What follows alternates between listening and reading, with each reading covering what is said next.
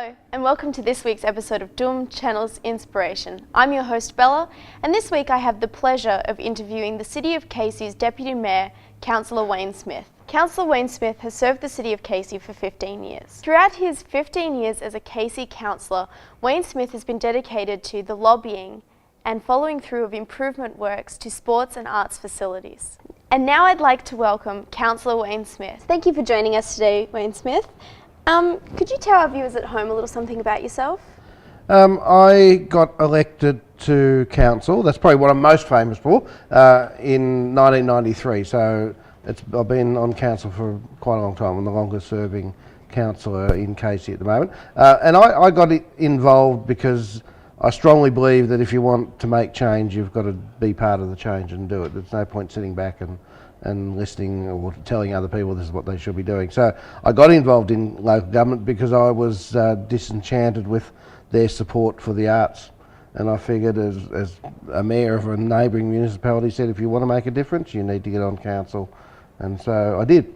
And since then, my portfolio on council is the arts, and I think we've had some really big improvements and big changes. But also the day-to-day operation of the city is important as well. So I have to look after the area that I represent, but I also, I believe I see the big picture as well. So that was my inspiration to get on council, was to make a difference. Yeah. So you have obviously served as Deputy Mayor for 3 terms, from 98 to 99, 2003 to 4, and 2010 to 11, and you were re-elected to complete your 4th term in 2011. Apart from the arts, what is your vision for the City of Casey? We are the largest city in the state of Victoria, so that just with that responsibility, we've got to continue to make sure that we keep up with our growth, because we have up to 8 families a week move into the city, so it's a huge growth. So making sure that the building that is taking place is suitable and following the rules. Making sure that the facilities keep up to date with the extra people. I'll give you an example. On Casey roads, every week there are 5,000 extra car movements every week. So that's caused by the people moving in, businesses opening up, etc. So every time a car or a truck moves from one spot to another, that's recorded as a movement. And in Casey, we have 5,000 extra every week. So the responsibility for council to keep the government on its toes in terms of roads and signals and all the issues that aren't council responsibility, but we have to take a lead on making sure that the government's accountable for that. So that's an enormous responsibility for Casey. But I think that's our number one issue, is our growth. It's a growth we can't stop. I think we'd all like to be able to say, let's just put everything on hold, but unfortunately we don't have that ability. So we have to cope with what we've got, and I think we do a reasonably good job, and it's a huge job with a lot of responsibility. So what are some of the plans and projects that deal with the growth of infrastructure and obviously the growth of population? The state government's just done a whole rezoning of the urban boundaries. So compared to where the urban boundary was 10, 20 years ago, it's hugely different now. So that's very much affected Casey because we're a fringe council. So the difficulty there is that a lot of those properties that now have become urban are farmland. So they're growing fruit and vegetables, they're cattle, etc. And we are going to lose that. We're going to lose that farmland because it will be too expensive to keep it as farmland. The owners, the farmers will find it necessary to sell to housing. With that then becomes a lot more housing. So every farm can probably create 2,000 or 3,000 homes, and that's, again, if we think about our 5,000 car movements every week, it's going to be a lot more than that as we go. So council's responsibility is to try and keep up with that. And as I said, we can't stop it, we have to work with it. And so we have been working with the government on the growth boundaries. We think in some instances they got it wrong. We advocated clearly for some of our landholders to remain farmland, and we were successful in that. We weren't successful in others, but that's a big part of Casey's role at the moment, is just looking into the future and trying to get the best deal for our current residents, but also our future residents. Please tuned as we will be back after a short break.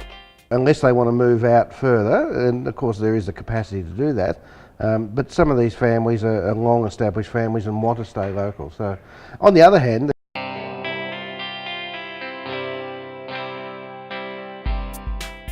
Welcome back after the break. I'm here with Councillor Wayne Smith. So what would be the repercussions of the City of Casey losing a lot of that farmland? the repercussions obviously is that it's getting hard to be a primary producer in Australia, and their ability to be able to live close to the areas that they're selling to. Yep. So unless they want to move out further, and of course there is the capacity to do that, but some of these families are long established families and want to stay local. So on the other hand, there are a lot of farmers who are quite happy to sell because they're third or fourth generation farmers. It's harder for their children to keep an interest or show an interest in the farmland. So that, it's worked in their benefit. But we can see, for instance, Casey is an area where there's a lot of asparagus growing, and most of the asparagus that's grown here is exported overseas to Asia. So that's the danger of that, is that we will lose the income that's derived from the secondary income that's derived from having those agricultural areas, because those people will just move out and grow their asparagus a bit further out, but the benefits to Casey won't be there because they won't be shopping locally, they won't be living locally, going to school, and all the secondary benefits by having those people in the area. So you win some, you lose some, and that's really, you've got to play that balancing act. So, I mean, it's been quite clear we've seen job losses in Melbourne and Australia-wide due to development of overseas industries and moving to overseas for their industry. So in your opinion, what is the future of Australia and how should the Australian citizens react?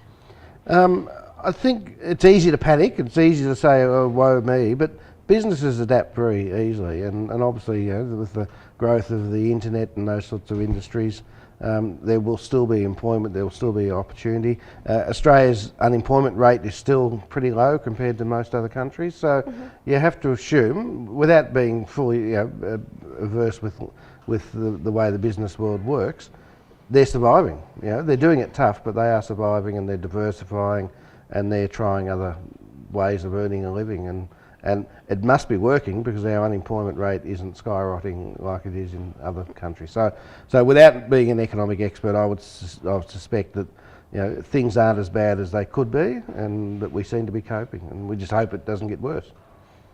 So you have quite an impressive resume of years serving for the council. Over your time serving, what has been your inspiration?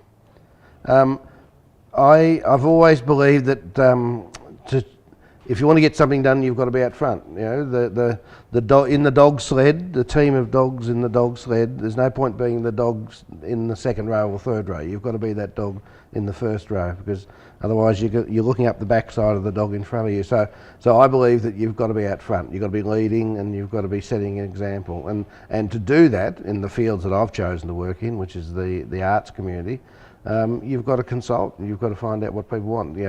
As much as I like to think I know everything, I don't, and so you have to go out and ask people what is needed, and then my job, I believe, is to help them achieve that. So steer them through the political process, through the financial process, and in the arts. When I first got elected, there wasn't a lot. We might have had a choir or a band or something like that, but now we've got a real thriving arts community, and I do have to take some credit for it, but it's been a collaborative approach with those artists, and empowering those artists to become political, because the arts community is notorious for not being very politically minded. For instance, there's no votes in the arts, and if you look at the federally, state and local level, if I got up there at an election and said, vote for me because of the arts, I wouldn't get a vote. So you have to change that mindset, and I think we are slowly. The arts community in Casey has become a lot more active in terms of its lobbying.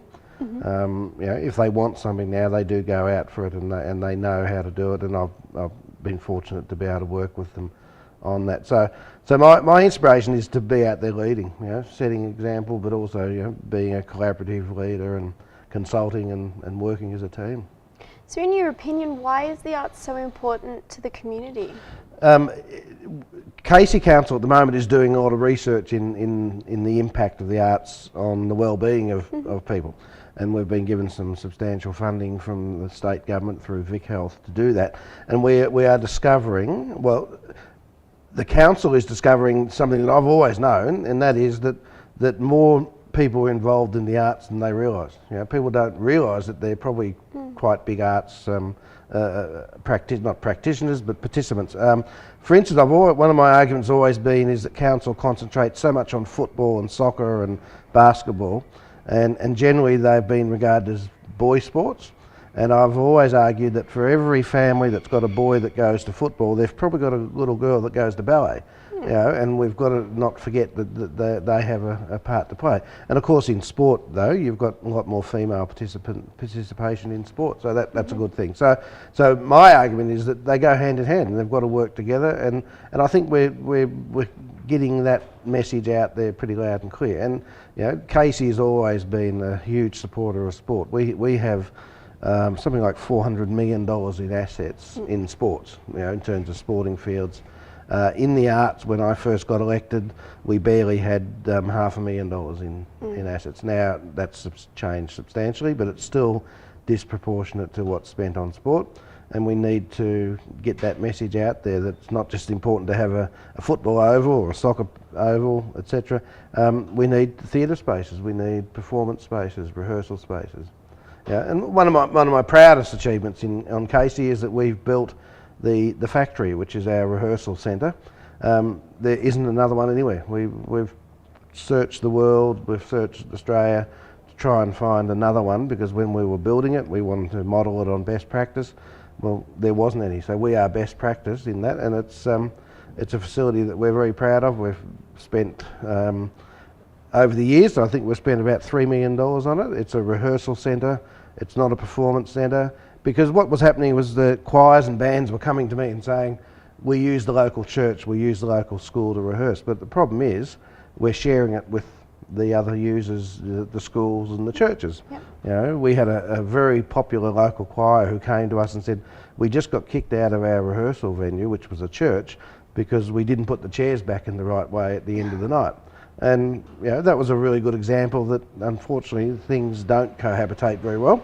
So we decided to build the factory, which is we're very proud of, and we've got 3,000 people a week going through the building, rehearsing dance, theatre, choir. It's a hub of activity, and we've just built a $500,000 recording studio there for the community to use. It's a professional quality, but it's not aimed at professional usage. Please stay tuned, as we will be back after a short break. If let's say you move into Casey, you're looking for something to do, you can actually go into our website, and we have what's called a volunteer matching service, so you can type in the sort of things you...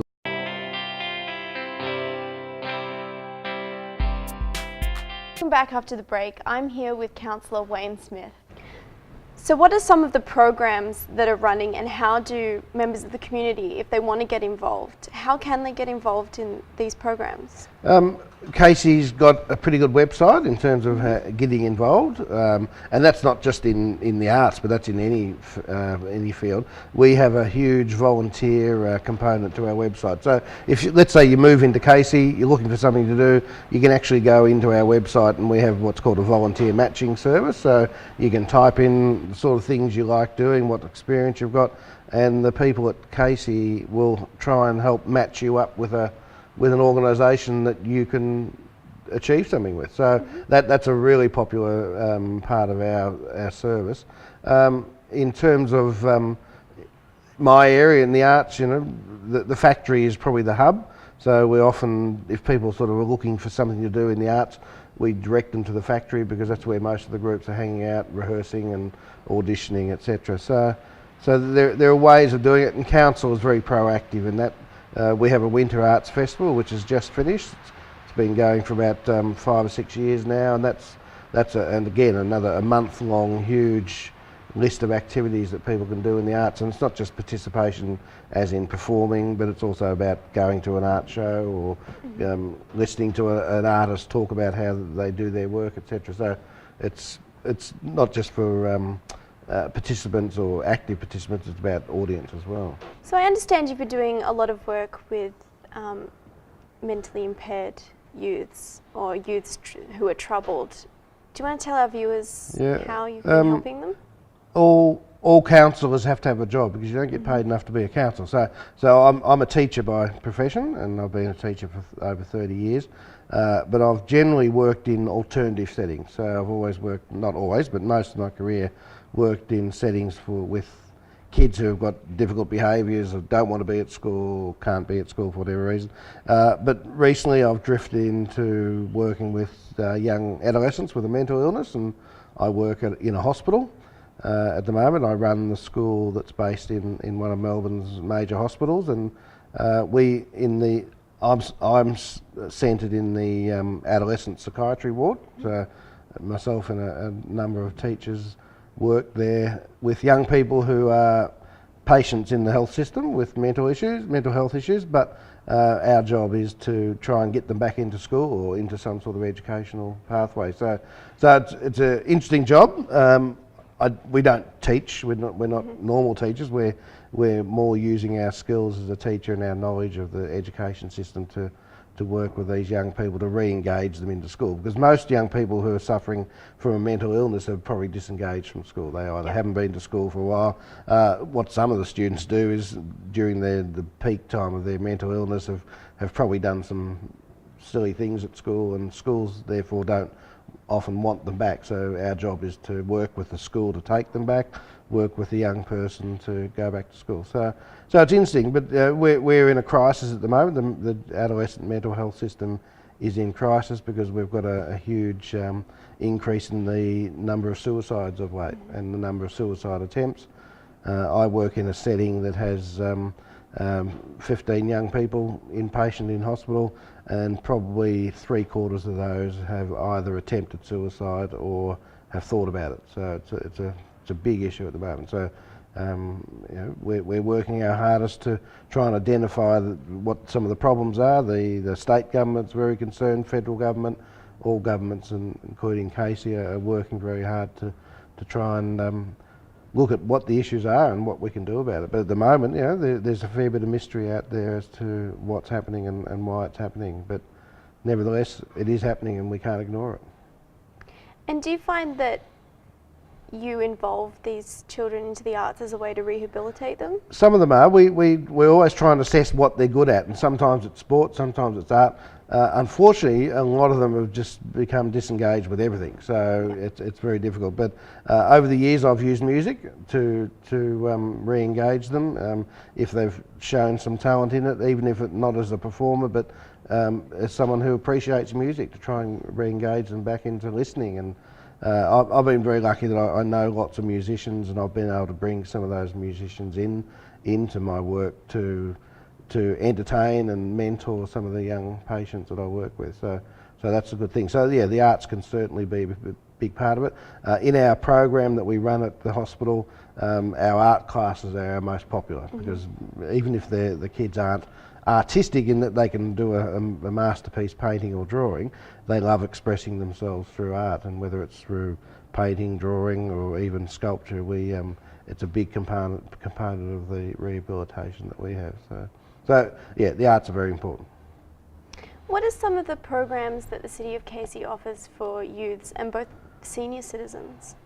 We have a very active program for senior citizens, and it ranges from putting on performances and concerts to encouraging them to participate in art and other groups, fitness activities. So to be honest, I don't have a lot to do with it, because that's generally a daytime activity, and because I'm working, I'm not around during the daytime. But in terms of the arts, we have lots of programs including dance and theatre and choral work, etc. So council's very active, and not necessarily in running activities but facilitating them. So often we'll fund a performer. For instance, we've got some performers for our senior citizens coming up to do with seniors' health. So we've got Alan Hopwood, who's a very famous actor and writer, is coming out to Casey to perform some of his plays. He does a lot of short plays that have a focus on aspect of senior citizens' health. So I've been to see his play on diabetes. He's got one on prostate cancer. The one that he's about to do in Casey is all about Alzheimer's, and he does it with humour because he's a comedy actor and writer. But deep down, there's a very serious message about to the audience, which will largely be older people, to sit up and take note of the problems, and that your problems don't have to be your problems, and you can share, and you're not the only person in the world with that problem or issue. So Casey's very big at doing that. We're very successful in providing those sorts of programs and opportunities for people to not just participate, but to view, to be an audience of, and to seek help and advice. So on the flip side, what improvements have been made to sporting activities in Casey? Casey, as I said earlier, is a huge sporting mad city, like most places in Melbourne. We've developed Casey Fields, which is a multi-million-dollar facility in Cranbourne. It's now the home of the Melbourne Football Club, Casey South Melbourne Cricket Club, which is one of our premier cricket clubs in Melbourne, plus lots of local clubs. So we have facilities out there in Aussie rules football, netball, cricket. There's a cycling track there, a human-powered vehicle track, criterion track there. We're looking at putting in rugby and soccer facilities, so it's a huge facility. We've copped some criticism over the time in terms of all the money going to Cranbourne, but sometimes you need an elite facility, and Casey Fields is that elite facility that even youngsters from Hampton Park get the opportunity to play on from time to time. So it's not exclusively just for Cranbourne people to use. In Hampton Park, for instance, when I first got elected, we had basically 2 ovals. We've now got several ovals in Hampton Park that we've been, and that comes with growth. I can't claim credit for getting these things, because a lot of these facilities happen simply because of the growth. That if the people are there, you have to build the facilities. And I've been lucky to have had support of council to get new facilities, and just up the road from the studio here is the Cairns Road facility, which was just a bit of dirt at the back of a school that we've now turned into a really good facility with a fantastic BMX track, one of the most popular ones in the city, and we're looking at expanding the facilities to a second oval. So a good outcome for everyone. But we are very sporting, and we accept that we have to be. That's what the people who live here want. But we're trying to do other things as well. We're trying to spread the dollar, I suppose. And how would you encourage, on more a holistic level, all of our viewers to get involved and make a difference in their community? Well, it might be from simply attending things. If there's a forum, we had a youth suicide forum last weekend in Casey, and it was very well attended by young people and old people, and simply it gave them an opportunity to have their say, but more importantly, because most people didn't say anything, most people had the opportunity to hear what was happening, and to understand a little bit more about the issue. So keep involved, whether it's in joining a club or joining a group. Those that are playing sport, keep involved, because an active body, an active mind is always a good thing. So I would encourage any young person, or anyone of any age, just to be involved in the community. Don't sit back and complain about things. Get out there and try and make a difference, because even a small step, if everyone made one small step, we'd be making one ginormous step as a community. So I encourage everyone to get out there and hassle people like me, because we only survive, we can only do what we do by people telling us what's needed. Because as much as I think I'm the cleverest person in the world, I know I'm not, and you need to get people's opinions and other people's opinions. Well, thank you so much for joining us. It's been a pleasure interviewing and a pleasure meeting you. Excellent, thank you. Thank you. As this week's episode draws to a close, I'd like to leave you all with an inspirational quote by Napoleon Hill. If you can't do great things, then do small things in a great way. Thank you for watching. I'm your host Bella, and I look forward to seeing you next week on Dhoom Channel's Inspiration.